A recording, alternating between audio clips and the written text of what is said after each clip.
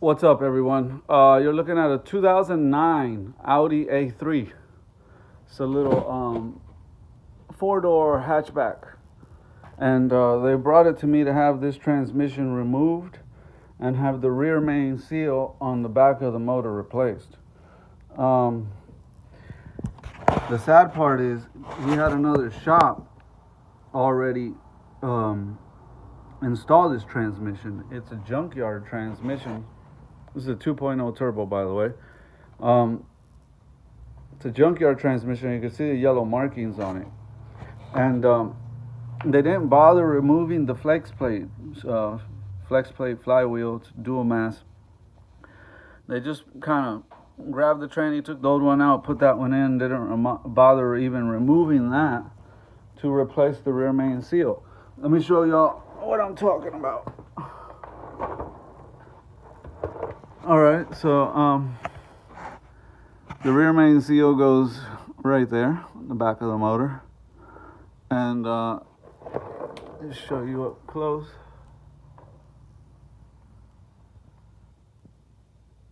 So you can see the glue and everything where it goes, the bolts around it. Here is the rear main seal.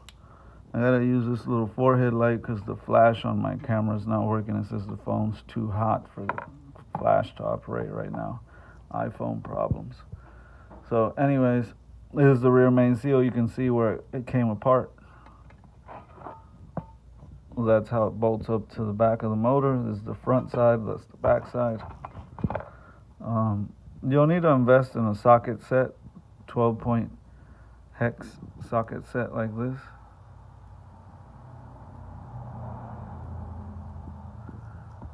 You can get a set of it. You're gonna need the whole set. They got multiple different sizes for this job that you'll use. So you see this opening right here? Well, that opening is gonna be blocked off by this. That's why it's bent up. This is like some sort of aluminum gasket, like a washer, so to say, in between the engine and the transmission. And long story short, it gets in the way of you being able to get this transmission out. It's not an easy one to remove. The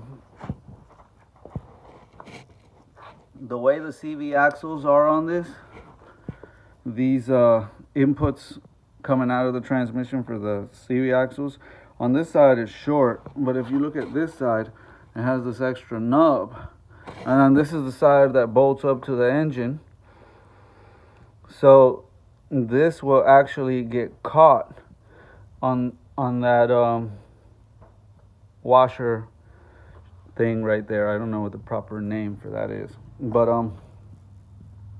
so you gotta kind of like wiggle this out, and then as you're trying to get that to clear that, this side gets caught up on the subframe here. And it gets caught up on that, so I was almost tempted to lower that subframe just to have a lot easier time to get it out. With that subframe lower control arm attached there, it's not going to be fun to get it back in. I'm seriously contemplating lowering that out of the way just to be able to easily bolt the tranny back up into its place. Need to go get some parts. I'm considering this pilot bearing that's in here too. Doesn't feel so well, doesn't feel so good anymore. The pilot bearing inside here, I got a pilot bearing puller. I mean, I feel it moving a little bit in there, but it just feels a little rough at the same time.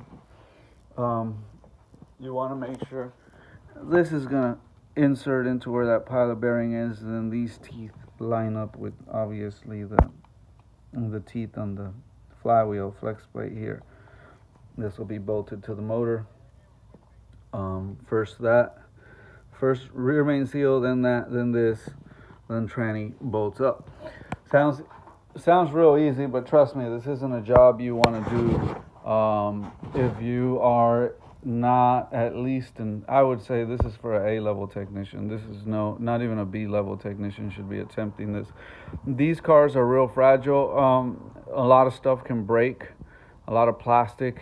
I broke one thing on it. I'm gonna show y'all what that is.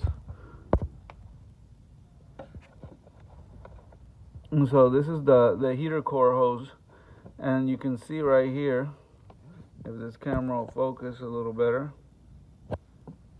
you can see right there where it broke. It had a little peg coming out, and that was attached to right there. A little, I think that's like a pressure release return or something for the heater core hose. So anyways, this is obviously a 2.0 turbo manifolds back there. It's plastic, stuff gets hot, gets brittle. The engine moves just a little bit and snap, there it goes. I think if I would have even tried to remove it, it would have probably broke as I tried to remove it. So that was just gonna break no matter what. No matter how careful you are with these things, sometimes, a lot of this plastic stuff's just gonna go. So we'll have to get one of those. I would suggest, if you're gonna do this, to make at least an honest attempt to very gently and carefully try to remove that before you do this transmission job, because it's so fragile that if you can get away with removing the hose without it breaking, then you won't have to replace that. This is recessed pretty far inside of here, and it's not going to be fun to release to get this out of here at all. There's a heat shield here I'm going to have to remove because the C-clip for it is in there. So we're now looking at a lot more extra labor in getting that repaired. I'm not going to worry about it or stress myself out about it. I'm just going to focus on finishing this transmission job before I even tackle that. But yeah, definitely you're going to need that socket set. Like I said, a lot of your bolts are going to be 12 point. They do have the exterior nuts for the outside, but I've seen a lot of people strip these, grabbing them from the outside. There's a reason why they sell you the tool set to grab it from the inside. It's not expensive. You can get it at your local auto parts store, and it'll come with all the different sizes. So yeah, I would definitely recommend also that you be real careful with who you allow to do this job for you, because this guy paid, it's a good friend of mine, and he paid a lot of money to have this transmission installed. They should have did the rear main seal, and now he's here paying me to drop it again just to do the rear main seal. So wherever you go to get the used transmission installed, same transmission rebuilt and put back, make sure you're specific. Hey, are you guys going to include the rear main seal in that service? For me, it's common sense. I never drop a transmission without doing the rear main seal. They're not that expensive, and you're going to have to drop the transmission or do it later, so might as well do it now. These things are notorious for blowing rear main seals. I think they're cheaply made rear main seals, but I'm going to also tell you the other reason why. And you do got to be very sensitive and careful when you install these rear main seals, because like I said, they're cheaply made. They're very, you can damage even the new one if you don't install it properly. There's another guy who made a good video on it. Look it up, you'll find it. Humble Mechanic does a good video on it. You'll find the information, so I'm not going to get into it.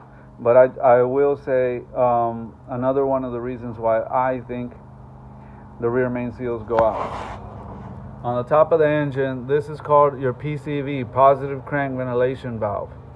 And you get too much positive crank pressure, and it's not venting properly. There's a diaphragm in there. This is original, never been replaced. And you get high pressure in the system. And then you got your two high pressure seals, which is the back of the crank, the rear main seal that we're doing, and the front of the crank pulley seal. So it's going to blow one of the two out, and that crank pulley seal is a lot tougher than this rear main seal on these cars. So that extra crankcase pressure that PCV valve, when it works properly, should be relieving the engine from. It's not, and it's got to be relieved somewhere, so it looks for the next weakest link, which is the rear main seal, and blows that out. So the shop that installed this should have not only sold them a rear main seal before they installed that transmission, but they should have also said, hey, we're going to go ahead and include the rear main seal as part of R&R, remove and replace on your transmission, used transmission you brought us. But also, we highly recommend you do the PCV valve, because if you don't do the positive crank ventilation valve, you're going to end up back in another situation where the same thing's going to happen to the new rear main seal. And you don't want to install a new rear main seal, do all this job, and then compromise the new rear main seal in the same situation. Like I said, these are some of the more cheaply rear main seals I've seen. When you buy the rear main seal, make sure you get authentic Audi, Volkswagen parts. You don't want to go with some eBay crap on this. I'm one to shop on eBay. I'm not knocking nobody for doing it. Certain things, dealer only for me. And with this, dealer only items. That rear main seal will be dealer only. This PCV valve, I know they have like the Type A, the Type C, and then the latest, I think the most updated version is Type AC. They've got like 3 different updated versions on the PCV valve. I would go with the newest one they have, the AEC, I believe it is. Do the research on it. Replace the PCV valve. Replace the rear main seal. Dealership only parts. I'll end up getting that heater hose adapter while I'm at the dealership also, and put this thing back together. It was real tight to wiggle out because of the axle flanges sticking out. It wasn't fun to get out. I did do this job 100% by myself, no helper at all, on jack stands here in the garage. I don't trust regular jack stands, especially with doing stuff like this, so I got me a set of big boy 12 tons. These are some big boy jack stands right here. These will hold up a school bus, 12 tons. Not 6 tons, not 3 tons, 12 tons. So I feel very confident being under here and doing this job. And I jerk around on this transmission like there's no tomorrow, and the engine, and I'm not afraid. I got the engine supported with that jack because it's only got one motor mount on the other side holding it up. So I want to make sure that that's properly supported in there. But anyways, I think I've touched on everything. Oh yeah, I removed intercooler piping and some radiator hoses just to have access, a little cleaner access to removing the transmission. And like I said, I'm not sure if I'm gonna drop this subframe.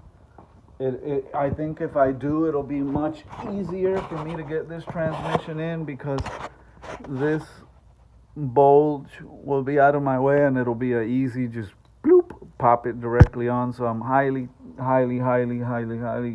contemplating dropping this. I'm gonna make a few attempts to get the transmission up, and that CV axle input flange, once that shield is on and the flywheel is on, you know, this is not going to be open the way it is now. That shield is going to come out, so that output for the CV axle gets caught on it, and you kind of gotta fish it in, angled in behind it. But then you got clearance issues with this over here. Sorry, I got my finger in the camera. Then you got clearance issues with this over here also.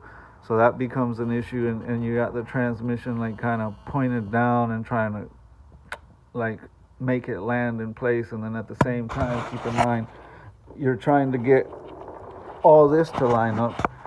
You got your teeth for the flywheel lining up with the back of this torque converter. You got your input spline trying to line up. And like I said, it's all about being able to not damage any of this, trying to force the transmission in at a wrong angle. And it's this lip right here that will hit.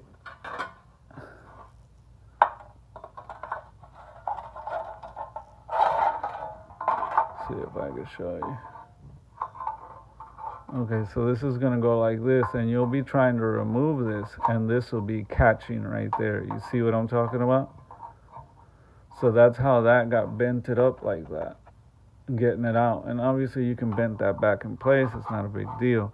But to get it back in, it's gonna be the opposite. Once this is bolted in, it's gonna be catching there, and you're gonna be fighting with the other side.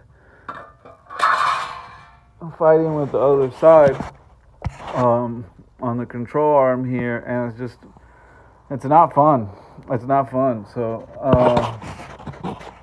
honestly, I'm gonna actually. I know the rack and pinion is resting on that subframe there, that cross member, and obviously the control arm. And I'm seriously considering dropping that down, because with that out of the way, it's a very easy.